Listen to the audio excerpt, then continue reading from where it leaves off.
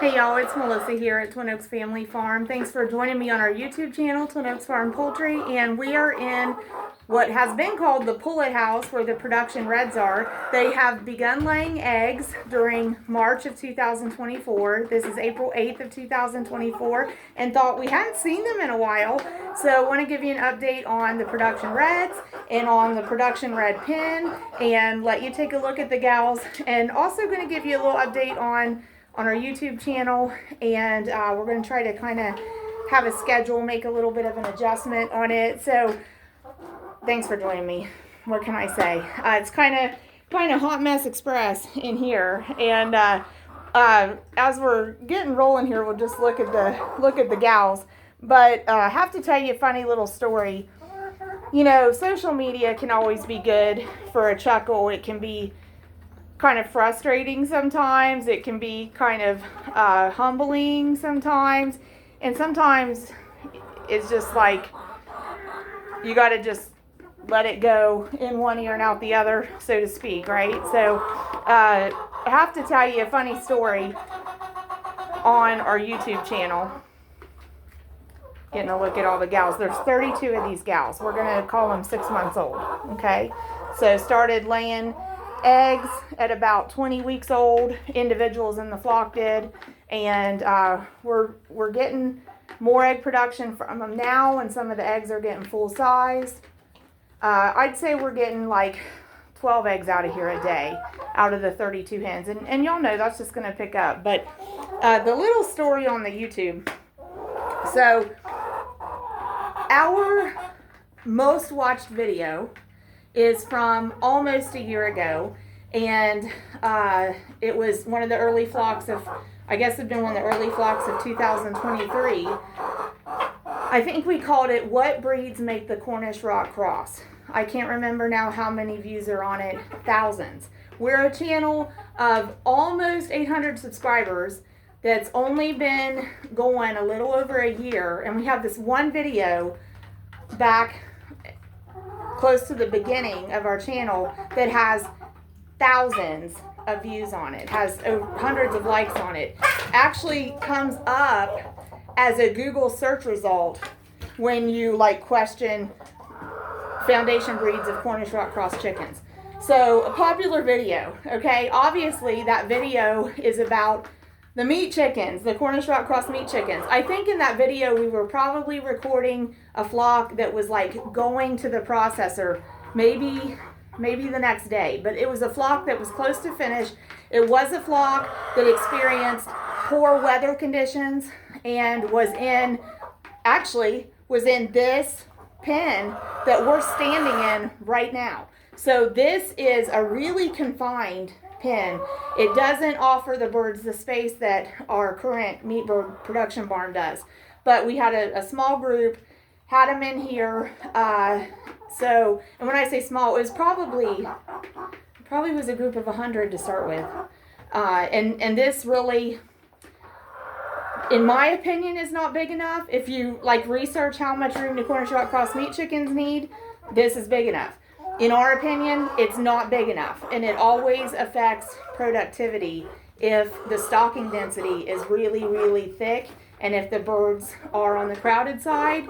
So I feel like that contributed to flock loss in here. But anyway, so we were in this pen. Obviously, the video is about the meat chickens, the Cornish Rockross meat chickens, and we've had all kinds of comments on that video. And usually the comments are asking us, you know, like if people could just get their own chickens and use their own chickens and have their own breeding program and make their own Cornish Rockross meat chickens.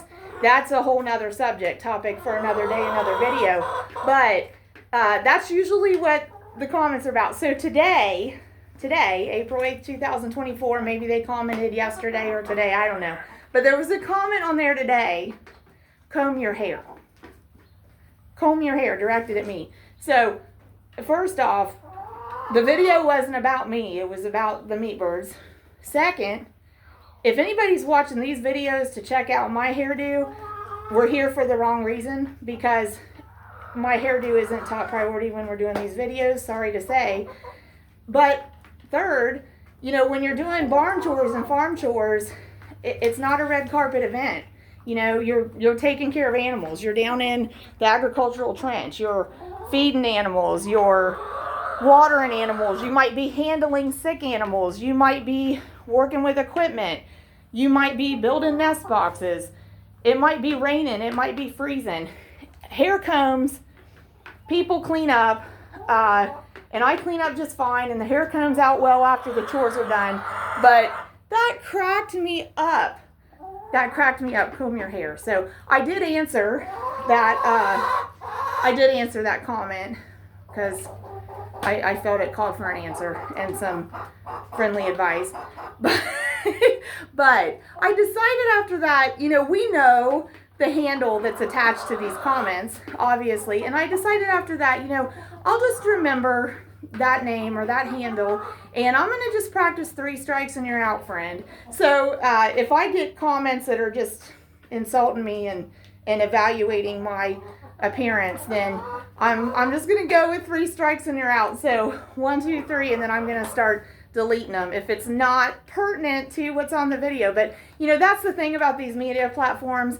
You work with it, you deal with it, you live and learn with it, and you can't let it get under your skin, and I've learned that, and will, I'm sure, continue to be taught that through experience, because I know one of our very first kind of hate comments really did bother me, and you know, it's just what it is. But I have deleted a couple since then, and if I read a comment and feel someone's just on here to be hateful, then I'm going to delete it, because that's silly, and we really appreciate our viewers. But just had to share that. Like, I just found that comical that my hair was, oh, sorry, that I gotta turn the camera around a second. I just found that comical that my hair was the concern. So we had some girls knock over a water, and we're gonna set that back up, okay?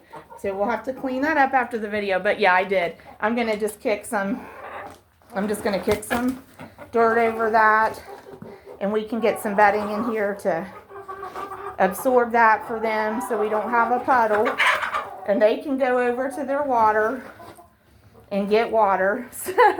So anyway, but I found that comical that it's about chickens and somebody was concerned about my hair. And y'all, I mean, here's how it is. I've lived on this earth a while, several decades, almost half a century, and I've earned my wrinkles, and I'm not afraid of the gray hairs. So it is what it is.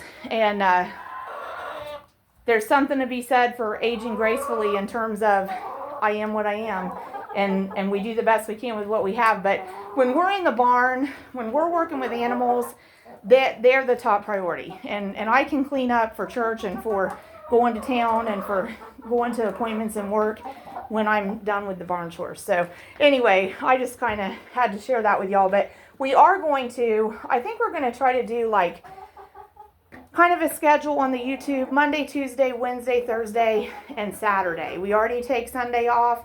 I think I'm going to take Friday off as well. And so we'll do content uploads 5 days a week: Monday, Tuesday, Wednesday, Thursday, and some on Saturday. We'll continue to do, oh dear, and these are 2 hens, but you know, it is what it is. Haters come in all species. There's the squat behavior though. Y'all see this hen? Yeah, that's the squat. When they hunch down, that's the squat behavior. So the reason I point that out is if you have young hens and you're waiting on them to get to the point of lay, when they start to exhibit that behavior, when you're like, oh golly, my goodness gracious, when you're working around them, then that tells you they're close to laying age. So one thing that I think is maybe happening in here too is 32 hens in here.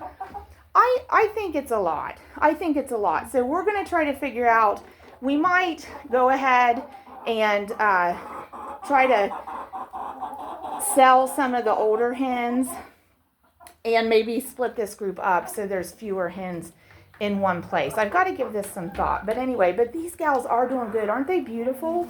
So remember, they're foundation breeds, and not necessarily like, not that they're necessarily first generation, but the foundation breeds of this hybrid is Rhode Island Red and New Hampshire Red. And they call this hybrid production red. And they could be a dual purpose bird. So you could use them for egg production and then get meat production out of them. So how's it going? We've put roost in not too long ago. They do use those in the evenings. We've put the nest boxes in not too long ago. Y'all might have seen the really, really silly video we did cutting up with the fam. And they were finishing building the nest boxes. How's it going with the nest boxes? Going good. We do have girls using it. They do kick the bedding out of this one, which we have not experienced in the other pen, in the other nest box. But, you know, that's okay. They're still trying to use it. We're still getting a suitable water solution worked out. This isn't the best solution, but the 5-gallon water we had in here, we removed it. So y'all could see, can you see we had eggs? I got in close, it's fuzzy, but we have 2 eggs in the end there. We have an egg there, and there's actually, back behind the roost, there's several that are liking to put their eggs there. So we've got there, and they're all bottlenecking there under the nest boxes. So y'all could see there actually are some eggs in the corner. And why do hens do that? Here's the thing. They want to nest where it's dark and private and quiet. So generally, that's why they would go someplace like that. That's probably the darkest, quietest, most private corner in the building. I mean, and obviously it's prime real estate, and I need to get those eggs gathered out of there. But the one laying down is actually trying to nest and lay an egg, and the one there wants in there too. So, like I said to start with, right? Hot mess express in here. But 32 divas, and they're beautiful. I do think these are beautiful birds. 32 little divas, huh? Production red divas, but they are pretty.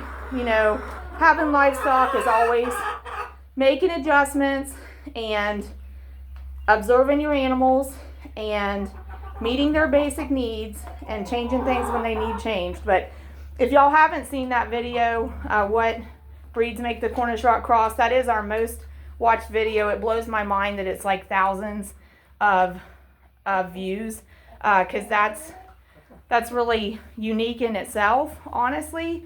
I know, like in our feeds, we think all the videos on YouTube have thousands and thousands and thousands of views, but that's really not the case. It's a small percentage that do, and that one just has bunches and bunches of views. And the point of it was just to let people know, way back when Cornish Rockross meat chicken started, it can be traced back to a couple breeds, and they were trying to create a combination of breeds that made a really efficient meat chicken, one that would convert feed to meat efficiently. And so that video is in no way to imply you can take these 2 breeds and cross them and you're going to get the modern Cornish Rockross chicken, because that is not the case. But it is interesting to know the foundations of breeds, and just like with this hybrid, production reds, great breed, great hybrid, great combination. The foundation of this hybrid is 2 distinct breeds, but you know, I'm going to look into that more. I wonder what would happen if you took production reds, a rooster and a hen, and had a breeding program with them. Would they breed true? So that's something I'm going to have to look up. But that's what it comes down to in poultry. In order to guarantee the next generation is going to be like this generation, you got to work with birds that when you combine them, they're going to breed true. And that's the difficulty with making your own meat chickens with the Cornish Rockross and with a lot of hybrids. When you breed those hybrids, they're not necessarily going to breed true and reproduce that exact hybrid. You're going to get a gamut of what traits are going to express that have come from the breeds involved in the previous generations, right? So it's interesting. It is interesting to study that. But anyway, I appreciate y'all. Thanks for tuning into our channel. And we're really enjoying these production reds. I really like them. I think they're going to be a great egg production flock here as we get into summer and for next year. And we're gonna work back to eventually Rhode Island reds for our egg sales, egg layers. But for now, we're gonna work with these production reds through next year at least for our egg production. So thanks for joining me, y'all. God bless you. Support your local farmers.